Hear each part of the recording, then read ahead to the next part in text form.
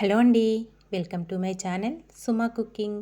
ఈరోజు రెసిపీ వచ్చేసి morning breakfast చాలా టేస్టీగా డిఫరెంట్గా ఉంటుందండి. ఇది మనం ప్రిపేర్ చేసుకోవడానికి ఇడ్లీ పిండి అలాగే ఒక ఉడకబెట్టిన ఎగ్తోనైతే ప్రిపేర్ చేసుకోవచ్చు. ఈ మధ్య బాగా వైరల్ అవుతున్న రెసిపీ వచ్చేసి బాయిల్డ్ ఎగ్తో ప్రిపేర్ చేసుకుంటున్నారు కదా. నేను దాన్నే ఈరోజు అయితే ఇడ్లీ పిండితోనైతే ప్రిపేర్ చేశానండి. నిజంగా టేస్ట్ విషయానికి వస్తే ఎక్సలెంట్గా ఉంది. ఇప్పుడు అది ఎలా ప్రిపేర్ చేసుకోవాలో చూసేద్దాము. ఫస్ట్ దానికోసం అయితే ఇక్కడ క్యారెట్ని తురుముకోవాలి. అలాగే ఒక ఉల్లిపాయని చిన్న ముక్కలుగా కట్ చేసుకోవాలి. టమాటాని కూడా చిన్న ముక్కలుగా కట్ చేసుకోవాలి. ఉడకబెట్టుకున్న ఒక ఎగ్ని అయితే తీసుకోవాలండి. పొట్టు తీసేసుకొని రెడీగా పక్కన పెట్టుకోవాలి. తర్వాత ఇక్కడ వచ్చేసి ఇడ్లీ పిండిని అయితే తీసుకుంటున్నాను.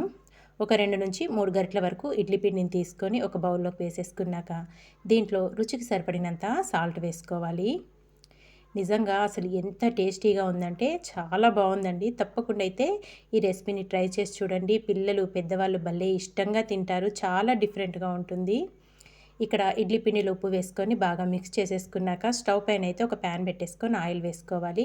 మనం ఆయిల్ కొంచెం వేడయ్యాక మనం ముందుగా ప్రిపేర్ చేసి పెట్టుకున్న ఇడ్లీ పిండిని ఒక 3 గరిటెల వరకు వేసుకోవాలి. మనం ఈ బ్రేక్ఫాస్ట్ అనేది చక్కగా ఇలా లోతుగా ఉన్న ప్యాన్లో చేసుకుంటేనే మనకి చక్కగా రౌండ్గా చాలా బాగా వస్తుందండి. తీసుకోవడానికి కూడా మనకి చక్కగా ఫ్రీగా ఉంటుంది.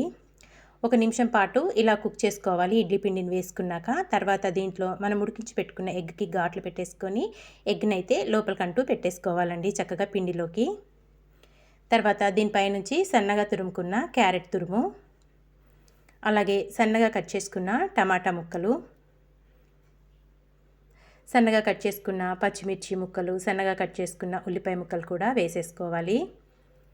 టేస్ట్ విషయానికి వస్తే నిజంగా చాలా డిఫరెంట్గా ఉంటుందండి. ఈ రెసిపీని 2 ఎగ్స్తోనైతే ప్రిపేర్ చేస్తున్నారు కదా. ఈరోజైతే నేను ఉడకబెట్టిన ఎగ్ అలాగే ఇడ్లీ పిండితోనైతే ప్రిపేర్ చేశాను అనమాట. చాలా టేస్టీగా వచ్చింది. అలా మనం ఇందులో ఉల్లిపాయ ముక్కలు, టమాటా, క్యారెట్ అన్నీ వేసుకున్నాక పైనుంచి లైట్గా సాల్ట్ వేసుకోండి. ఆల్రెడీ మనం పిండిలో వేసుకున్నాం కానీ మనం వేసుకున్న ఉల్లిపాయ టమాటా ముక్కలకి సాల్ట్ పట్టి తినేటప్పుడు చాలా బాగా అనిపిస్తుంది. పైనుంచి ఒక చిటికెడు సాల్ట్ వేసుకున్నాక ఒక చిటికెడు కారం కూడా వేసేసుకోండి. అలాగే లైట్గా కొంచెం గరం మసాలా కూడా వేసుకొని చిన్న మంట మీద ఒక 5 నుంచి 6 నిమిషాలైనా మూత పెట్టేసుకొని కుక్ చేసుకోవాలి. చక్క లోపల దాకా కుక్ అవుతుంది.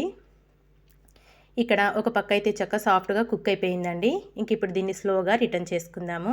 ఇలా లోతుగా ఉన్న ప్యాన్లో వేసుకుంటే మనకు తీసుకోవడానికి కూడా చక్క ఫ్రీగా వస్తుంది. ఇందులో అయితే మనం తినే సోడా అస్సలు వేయలేదు. అయినా కానీ ఫ్లఫీగా పొంగుతూ ఎంత బాగా వచ్చిందో చూసారు కదా. చాలా అంటే చాలా టేస్టీగా ఉంటుంది. పైన లేయర్ అంతా కరకరలాడుతూ లోపల సాఫ్ట్గా చాలా బాగుంటుందండి. ఇంకో పక్క రిటర్న్ చేసుకొని మళ్ళీ ఒక 3 నుంచి 4 నిమిషాల వరకు చిన్న మంట మీద కుక్ చేసుకోవాలి. ఇక్కడైతే 2 వైపులా చక్కగా కుక్ అయిపోయింది. ఇంక ఇప్పుడు స్టవ్ ఆఫ్ చేసేసుకొని ఒక ప్లేట్లోకి అయితే తీసేసుకుందాము. ఇంతే అండి, చాలా సింపుల్గా ఒక ఎగ్ అలాగే ఇడ్లీ పిండితోని మార్నింగ్ బ్రేక్ఫాస్ట్ చాలా డిఫరెంట్గా ప్రిపేర్ చేసుకున్నాం కదా. మరి మీకు నచ్చిందా? నచ్చితే మీరు కూడా తప్పకుండా ఒకసారి ఈ రెసిపీని ట్రై చేయండి. ట్రై చేశాక మీకు ఎలా వచ్చిందో కామెంట్ చేసేయండి. ఇక్కడ ఒక ప్లేట్లోకి తీసుకొని కట్ చేసేసుకుంటున్నాను. ఇలా కట్ చేసేసుకోవాలన్నమాట. ఇలా కట్ చేసుకున్నాక మళ్ళీ పైనుంచి మనం తురిమి పెట్టుకున్న క్యారెట్ తురుము, అలాగే ఉల్లిపాయ ముక్కలు, టమాటా ముక్కలు, కొత్తిమీరతోని గార్నిష్ చేసి పిల్లలకైతే ఇలా సర్వ్ చేసి ఇవ్వండి. చాలా టేస్టీగా ఉందని అయితే తింటారు. మీరు కావాలి అనుకుంటే పచ్చడితో కూడా సర్వ్ చేసుకోవచ్చండి. లేదంటే ఉత్తిది కూడా ఇలా తినేయొచ్చు. వేడివేడిగా తింటే మటుకు చాలా బాగుందండి. నిజంగా తప్పకుండా అయితే ట్రై చేసి చూడండి. నిజంగా పైన లేయర్ మటుకు కరకరలాడుతూ లోపల ఇడ్లీ పిండి కదా, చాలా అంటే చాలా సాఫ్ట్గా భలే ఉందండి రెసిపీ మటుకు. మరి మీకు నచ్చిందా? నచ్చితే మీరు కూడా తప్పకుండా ట్రై చేశాక మీకు ఎలా వచ్చిందో ఒక చిన్న కామెంట్ చేయండి. అలాగే వీడియో కనుక మీకు నచ్చితే మీ ఫ్రెండ్స్కి, రిలేటివ్స్కి కూడా షేర్ చేసేయండి ఫ్రెండ్స్. ఇలాంటి మంచి వీడియోస్ కోసం వెంటనే మన ఛానల్ని సబ్స్క్రైబ్ చేసుకోండి.